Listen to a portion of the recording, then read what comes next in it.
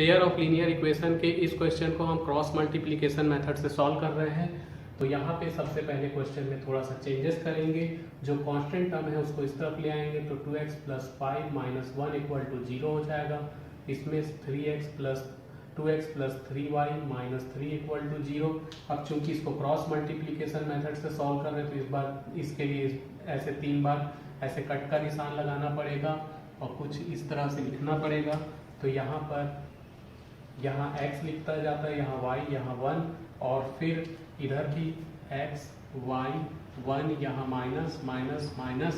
फिर यहाँ पर हम y के मल्टीपल लेते हैं 5 3, फिर कांस्टेंट टर्म लेते हैं -1 -3, फिर x के मल्टीपल लेते हैं 2 2, फिर y के मल्टीपल लेते हैं 5 3। तो y का मल्टीपल 5 3, कांस्टेंट टर्म -1 -3, फिर x का मल्टीपल 2 2, फिर y का मल्टीपल 5 3।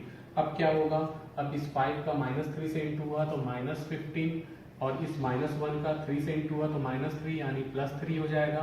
-1 का 2 से इंटू हुआ तो -2 और 2 का -3 से इंटू हुआ -6 तो ये +6 हो जाएगा।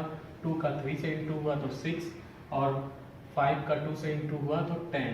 तो x अपॉन -15 + 3 -12, y/4 हो जाएगा। 6 - 2 4 हो गया और 1 अपॉन -4। अब ये -4 से तीनों डिवाइड हो सकते हैं, तो तीनों को अगर -4 से मैं डिवाइड करूंगा तो यहाँ बचेगा 3, यहाँ बचेगा -1 और यहाँ बचेगा 1।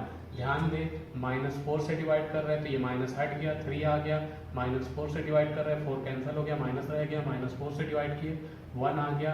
अब क्या होगा, अब एक बार x/3 के साथ में 1/1 को लेना है, फर्स्ट लास्ट को लेना है और y/-1 = 1/1। एक बार फर्स्ट लास्ट एक बार सेकंड लास्ट, तो x = 3 एंड y = -1। इस तरह से ये क्वेश्चन सॉल्व हो गया। x की वैल्यू 3, y की वैल्यू -1।